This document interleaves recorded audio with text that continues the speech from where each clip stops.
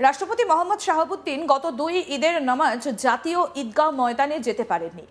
Doctor Mohammad ইউনূসের নেতৃত্বাধীন অন্তর্বর্তীকালীন সরকার নাকি তাকে বাধা দেয় বলে অভিযোগ করেছেন তিনি। গত শুক্রবার রাতে বঙ্গভবনে নিজের কার্যালয়ে একান্ত সাক্ষাৎকারে এই অভিযোগ করেছেন রাষ্ট্রপতি। অন্তর্বর্তী সরকারের সময় বঙ্গভবনে তার নিজের মুহূর্তগুলো সম্পর্কে প্রেসিডেন্ট বলেন, আমাকে যেন এই প্রাসাদে গৃহবন্দী করে রাখা হয়েছিল। ঈদের নামাজে প্রেসিডেন্ট জাতীয় ঈদগাহ ময়দানে অংশগ্রহণ করেন, কিন্তু ডক্টর ইউনূসের সরকার সেই রেওয়াজে প্রতিবন্ধকতা দিয়েছে। আমাকে দুটো ঈদের নামাজে অংশ নিতে জাতীয় ঈদগাহ ময়দানে যেতে দেয়নি। আমাকে সাফ জানিয়ে দেওয়া হয়, আপনি ঈদের নামাজে অংশ নিতে জাতীয় ঈদগাহ যাবেন না, জানিয়ে বাংলাদেশের রাজনীতিতে নতুন করে সমালোচনার জন্ম দিয়েছে। এই বিষয়ে টেলিফোনে কি উঠে এসেছে, আসুন শোনাই আপনাদের। ফরেন মিনিস্ট্রি থেকে আমাকে একটা চিঠি দেওয়া হলো। চিঠিটার মধ্যে ছিল যে আমি রাষ্ট্রীয় কাজে ভীষণ ব্যস্ত, সুতরাং আমি এই সেমিনারে অ্যাটেন্ড করতে পারবো না, আমি দুঃখিত। আমার সাথে কোনো পরামর্শ করা হয়নি, আমাকে জানানোও হয়নি। চিঠিটা দেওয়ার পরে আমরা জানলাম যে এরকম একটা দাওয়াত আসছে। 2বার বিদেশ সফর উনি করতে দেননি আমাকে। একটা ছিল হলো কসোভো, সেখান থেকে রাষ্ট্রপতিকে দাওয়াত দেওয়া হয়েছিল কি নোট পেপার ওখানে একটা অ্যাসেম্বলিতে পড়ার জন্য। দ্বিতীয়টা ছিল হচ্ছে কাতার থেকে। তারপরে কাতারের আমির আমাকে রাষ্ট্রপতিকে দাওয়াত করলো ওখানে একটা সেমিনারে, রাষ্ট্রপতি অ্যাড্রেস করবে সেই সেমিনারে, রাষ্ট্রপতি ছাড়া আর কেউ না। তখন আমার কাছে ফরেন মিনিস্ট্রি থেকে আমাকে একটা চিঠি দেওয়া হলো। চিঠিটা বানায় দেওয়া হলো, তারাই ড্রাফট করে আমার কাছে পাঠায় দিয়েছে, আর ওই দাওয়াত পত্রটাও পাঠায় দিয়েছে। চিঠিটার মধ্যে ছিল যে আমি রাষ্ট্রীয় কাজে ভীষণ ব্যস্ত, সুতরাং আমি এই সেমিনারে অ্যাটেন্ড করতে পারবো না, আমি দুঃখিত। আমার সাথে কোনো পরামর্শ করা হয়নি, আমাকে জানানোও হয়নি। চিঠিটা দেওয়ার পরে আমরা জানলাম যে এরকম একটা দাওয়াত আসছে। ওই দাওয়াতের সাথে ওইটা একটা চিঠি দিয়ে আমার কাছে সই করেন সেক্রেটারি আমাকে আছে, আমি সাইন করে দিই যে আমি যাবো না, রাষ্ট্রীয় কাজে খুব ব্যস্ত। একটা রাষ্ট্রপতি কি এত বেশি ব্যস্ত থাকে এই সংবিধানের আলোকে? এটা তো অপরাধ। সেই চিঠিটা আমি প্রশ্নবোধক চিহ্ন দিয়া আমি এখান থেকে একটা চিঠি লিখছি ফরেন সেক্রেটারি করার পর। ফরেন এটা পরিষ্কার লিখে দিয়েছি, শিষ্টাচার বহির্ভূত ও ভালো শব্দ আছে, শিষ্টাচার বহির্ভূত এই ধরনের পত্র প্রেরণ। খুব শক্ত ভাষায় লিখছি যে এই ধরনের চিঠি দেওয়া এটা শিষ্টাচার বহির্ভূত। এবং এই কি দেখি কি বলেছিলেন টেলিফোনে বাংলাদেশের রাষ্ট্রপতি আপনাদেরকে শোনালাম। বাংলাদেশের সাম্প্রতিক রাজনীতির অন্ধরে এমন এক বিস্ফোরক অধ্যায়ের পর্দা উঠেছে, যা শুধু একটা ব্যক্তিগত সাক্ষাৎকার নয়, বরং রাষ্ট্রপতি, সংবিধান, রাজনীতি ও ক্ষমতার নেপথ্য যুদ্ধের এক খারাপ দলিল। রাষ্ট্রপতি মোহাম্মদ শাহাবুদ্দিনের কথায় উঠে এলো প্রাসাদবন্দী রাষ্ট্রপতির সেই রোমহর্ষক গল্প, যা আসলে বাংলাদেশের অন্তর্বর্তীকালীন শাসনামলের রাজনৈতিক চরিত্র, ক্ষমতার লড়াই এবং সাংবিধানিক কাঠামোর প্রতি এক গভীর প্রশ্নচিহ্ন তুলে দেয়।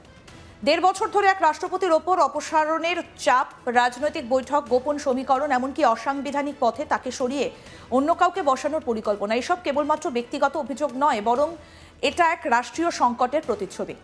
রাষ্ট্রপতির বক্তব্যের সবথেকে গুরুত্বপূর্ণ যে বিষয়গুলো উঠে এসেছে তা হলো রাষ্ট্রপতির অপসারণের উদ্যোগ কেবল রাজনৈতিক দলের ভেতর সীমাবদ্ধ ছিল না, বরং তা রাষ্ট্রীয় ক্ষমতার কাঠামোর ভেতরেও ঢুকে পড়েছিল।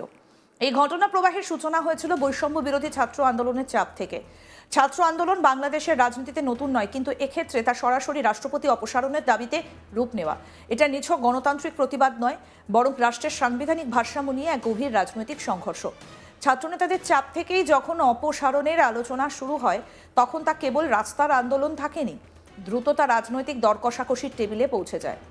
রাষ্ট্রপতির ভাষায় রাজনৈতিক দলগুলোর মধ্যে বিভাজন তৈরি হয়েছিল, গ্রুপে গ্রুপে বৈঠক চলছিল, আলোচনার নামে গড়ে উঠেছিল ক্ষমতার নতুন সমীকরণ।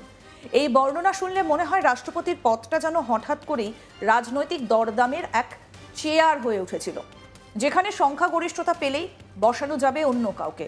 সংবিধান, আইন, প্রক্রিয়া সবকিছু যেন তখন ক্ষমতার রাজনীতির কাছে গৌণ হয়ে গিয়েছিল। সব থেকে বিস্ফোরক অভিযোগ হলো অপসারণের উদ্যোগের নেপথ্যে যারা সক্রিয় ছিল তারা প্রথমে জামাতের কাছে যায়, তারপর বিএনপি এবং তাদের জোটভুক্ত দলগুলোর সঙ্গে যোগাযোগ করে। এই বর্ণনা বাংলাদেশের রাজনৈতিক বাস্তবতার এক খারাপ চিত্র তুলে ধরে, কারণ এখানে স্পষ্ট বোঝা যায় যে রাষ্ট্রপতির অপসারণকে কেন্দ্র করে আদর্শ নয়, বরং জোট সমীকরণই হয়ে উঠেছিল মূল অস্ত্র। এই প্রেক্ষাপটে বিএনপির ভূমিকা অত্যন্ত তাৎপর্যপূর্ণ হয়ে ওঠে। রাষ্ট্রপতির বক্তব্য অনুযায়ী বিএনপি শেষ পর্যন্ত অসাংবিধানিক অপসারণের পক্ষে অবস্থান নেয়নি। বৃহত্তর রাজনৈতিক দল হিসেবে তাদের এই অবস্থানই পুরো প্রক্রিয়াকে থামিয়ে দেয়। এর অর্থ বাংলাদেশের রাজনীতিতে এখনো এমন কিছু চেক অ্যান্ড ব্যালেন্স আছে যা সম্পূর্ণভাবে ভেঙে পড়েনি। কিন্তু এখানেই শেষ নয়। রাজনৈতিক উদ্যোগ ব্যর্থ হবার পর রাষ্ট্রপতি যে অভিযোগ তুলেছেন তা আরও ভয়াবহ।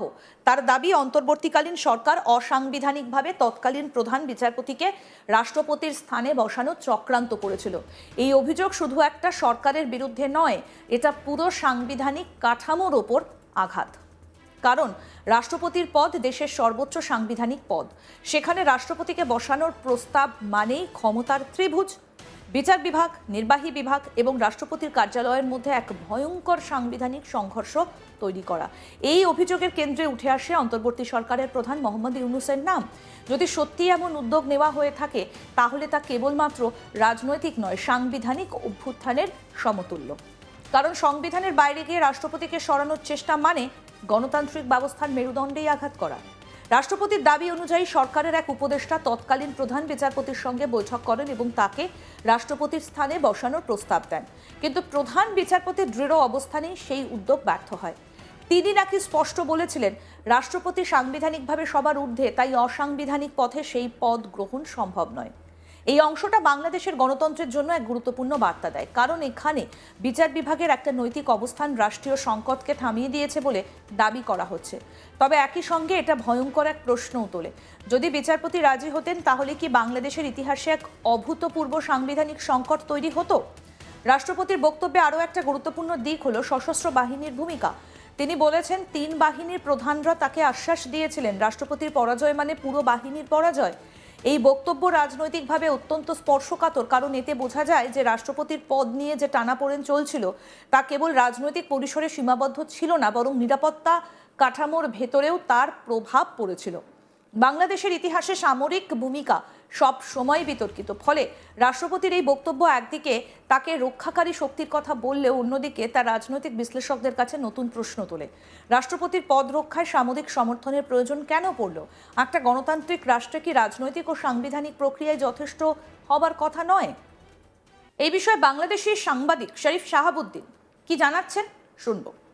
আজকে একটা বেশ একটা গুরুত্বপূর্ণ নিউজ বাংলাদেশে প্রকাশিত হয়েছে। এটা হচ্ছে কালের কণ্ঠে। কালের কণ্ঠের সাথে বাংলাদেশের রাষ্ট্রপতি এক সাক্ষাৎকারে ডক্টর মোহাম্মদ ইউনূসের বিরুদ্ধে ভয়াবহ অভিযোগ নিয়ে আসছে। ফ্রম ডে ওয়ান 2024-এর 8ই আগস্ট ক্ষমতা নেওয়ার পর থেকে ইউনূস দেশের সংবিধান ভায়োলেট করে চলছে। সে ক্ষমতার অপব্যবহার করছে, অর্থনীতি ধ্বংস করে দিয়েছে। রাষ্ট্রপতিকে প্রথম দিন থেকেই দেশের রাষ্ট্রপতিকে সে অবজ্ঞা, অপমান এবং তার লোকজন দিয়ে তাকে হেনস্থা করার চেষ্টা করছে। রাষ্ট্রপতিকে উৎখাত করার জন্য সে মব লেলিয়ে দিয়েছিল। তারপর বিদেশি দূতাবাসে তার ছবি সরিয়ে দেওয়া, বিভিন্ন অভিযোগ রাষ্ট্রপতি করেছেন, যেগুলা রাষ্ট্রপতি যে অভিযোগগুলো করেছেন এগুলো দেশের রাষ্ট্রপতি, তার মানে এগুলো সিরিয়াসলি বর্তমান সরকারকে এটা কগনিজেন্সিতে নিতে হবে। মানে ইউনূসকে immediately Yunus should be taken to task, তাকে আইনের আওতায় আনতে হবে, এরকম বিষয় হয়ে দাঁড়িয়েছে। আরও আপডেট পেতে দেখতে থাকুন আজ তাক বাংলা, সাবস্ক্রাইব করুন।